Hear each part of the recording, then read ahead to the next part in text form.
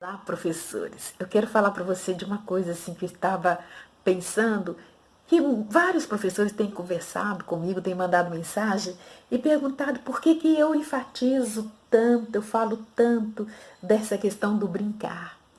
Por que eu estou, né, com esse curso do brincar da educação infantil?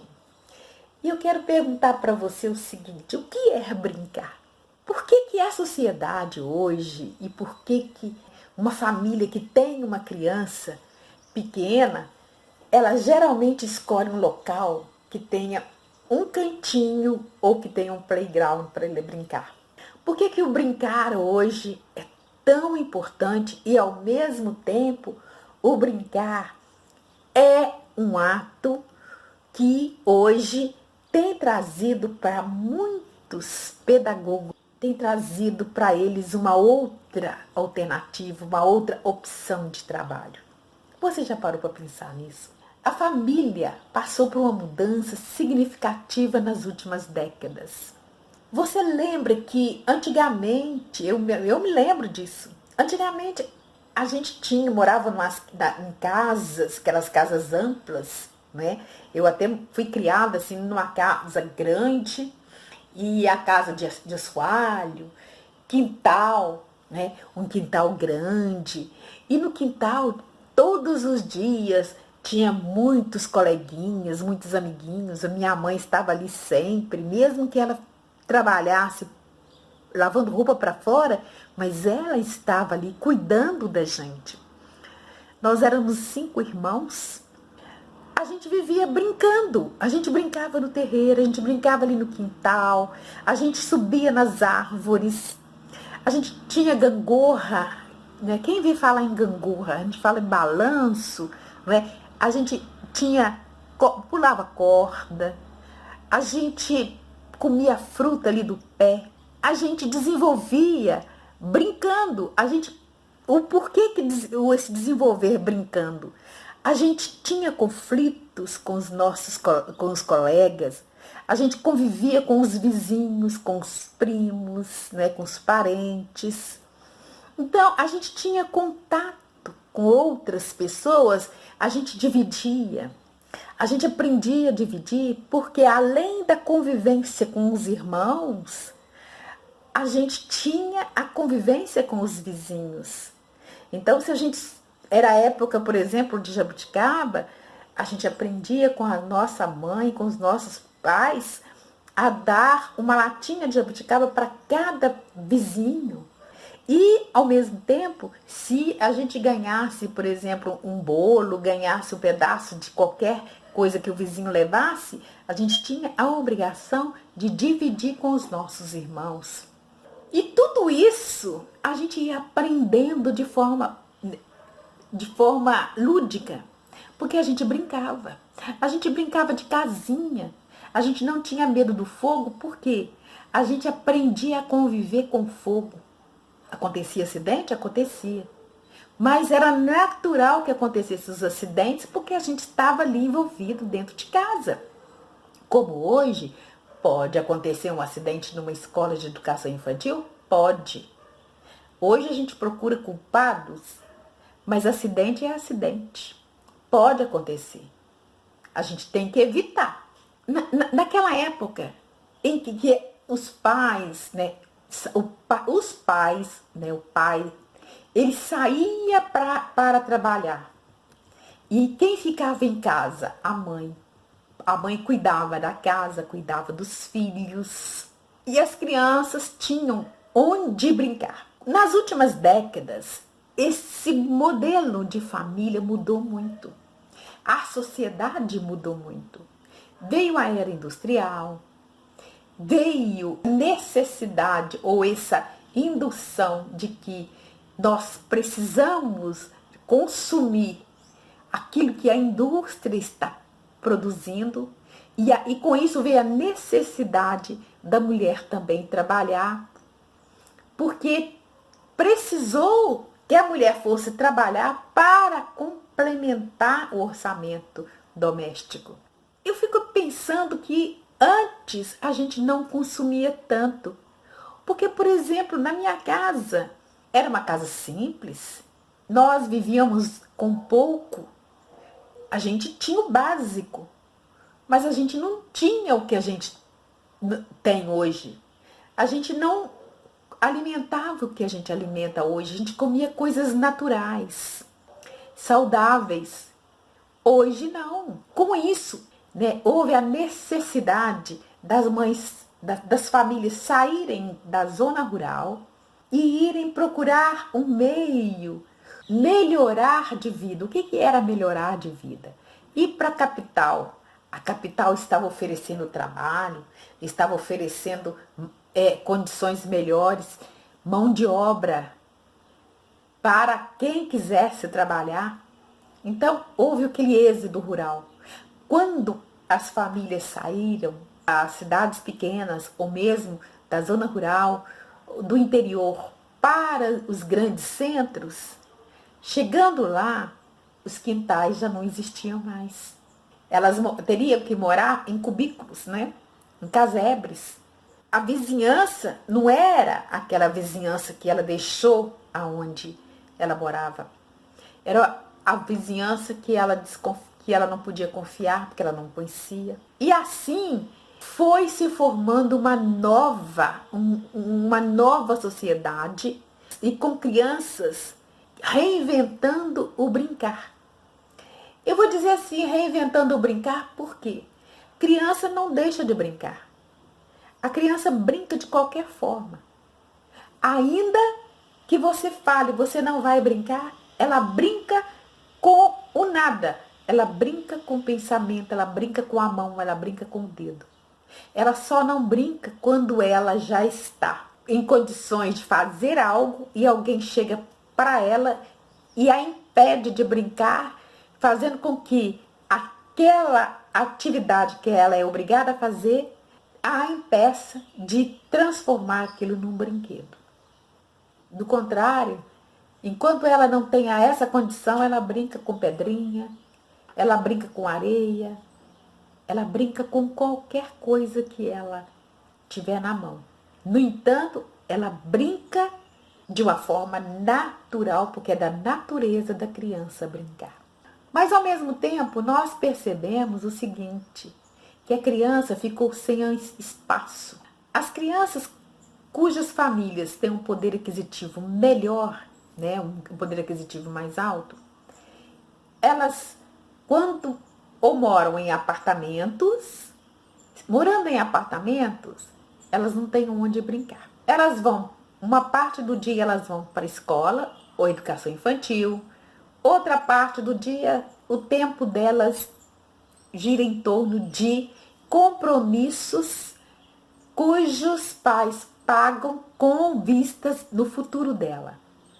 Então, o compromisso com aula de música, aula de violão, aula de inglês, aula de balé, e a criança fica cheia de tarefas a serem cumpridas. Ela se torna um pequeno aprendiz com horário, com tempo determinado para fazer determinadas coisas e não tem tempo de brincar. Quando a criança é uma criança de poder aquisitivo muito baixo, chega a uma determinada idade, ela nem vai à escola.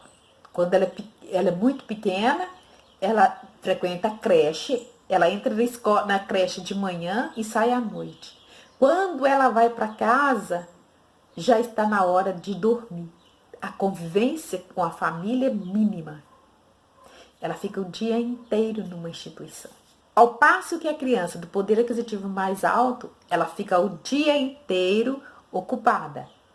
Convive pouco com a família.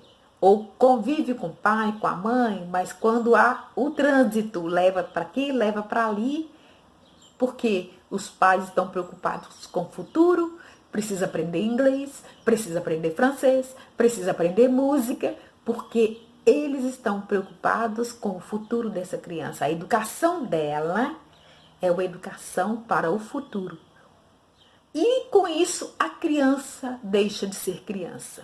E a criança que tem das camadas menos privilegiadas vão cedo vender bala no semáforo, Vocês sabem muito bem o que acontece no final. Hoje nós temos a educação infantil, que precisa ter consciência, cada vez mais se apropriar desta necessidade que a criança tem do brincar e oferecer para a criança espaço, brinquedos e oportunidade de brincar.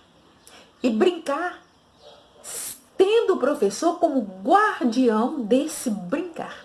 Mas ainda estamos caminhando em busca desse objetivo, que é fazer com que as escolas, principalmente escolas de educação infantil, se apropriem totalmente desse brincar, de forma que ela entenda que a criança tem necessidade, e não só necessidade, mas direito de brincar. E esse direito não pode ser negado à criança. Se você for pensar na criança que tem um poder aquisitivo e que precisa brincar e que também não está brincando e está com a sua carga diária sobrecarregada, nós podemos perceber que essa criança precisa de brincar e ela está com um acúmulo de estresse muito grande. Ela está estressada porque ela é uma criança que de segunda a sexta ela tem atividades que a impede de brincar do jeito que ela precisa, do jeito que ela tem necessidade, do jeito que ela tem direitos. Ela tem a escola, que ela tem horários rígidos na escola. Ela tem outros compromissos e os pais têm compromisso de final de semana que a impede também de brincar como ela gostaria, talvez.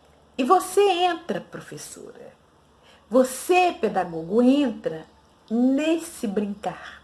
É aí que entra você para fazer com que o brincar se torne a cura para muitas crianças que necessitam e que precisam desse tempo para que ela tenha a oportunidade de ler o mundo, de escrever a sua história, se revelar, de se abrir.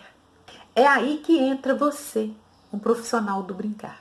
O brincar, ele é tão importante que ele vai oferecer a você, que é um profissional, e pode oferecer a essa criança ou grupos de crianças momentos, fazer com que essa criança, com esse grupo de crianças, tenha a oportunidade que ela não teve ou não tem na escola, que ela não tem numa pracinha, que ela não tem em lugar nenhum com um adulto que entenda o que ela precisa naquele momento.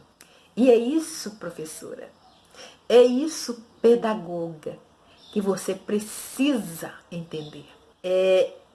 Eu tive um consultório onde eu trabalhava com psicopedagoga e onde eu trabalhava com essa questão do brincar, onde fazia também essa terapia do brincar com as crianças. E ali a gente tem como perceber as necessidades dela. E a gente tem como aliviar o estresse dessa criança. Você pode trabalhar com essa criança desde a criança do 0 anos, desde o bebê. O importante é você saber e você entender que para cada fase existe uma forma de você atuar.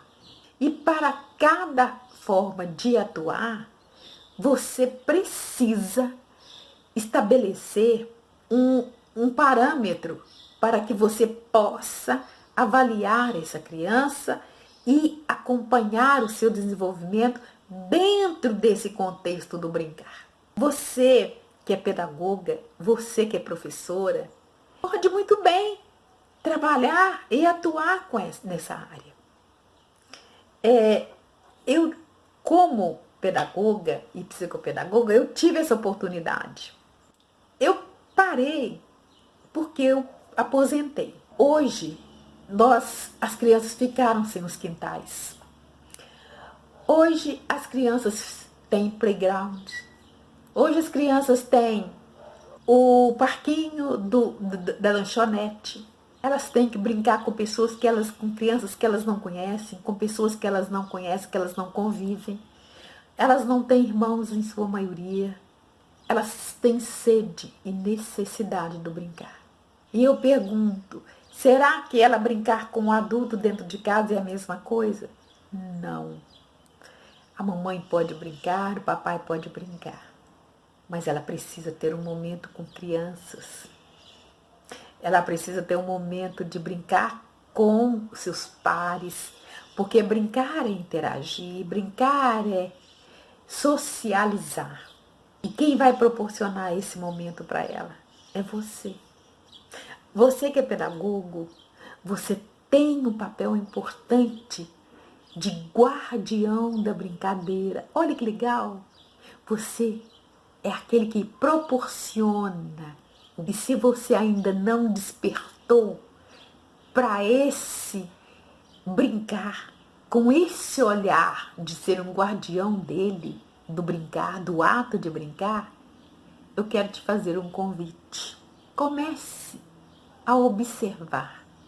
Comece a analisar como você pode ser esse guardião do brincar. Hoje, quando as crianças estão brincando, o que você costuma observar? Te chama a atenção quando você vê uma criança brincando com qualquer objeto? Te chama a atenção quando você vê uma criança olhando para a lua e falando assim, olha, a lua chegou de dia. Hoje tem a lua e tem o sol.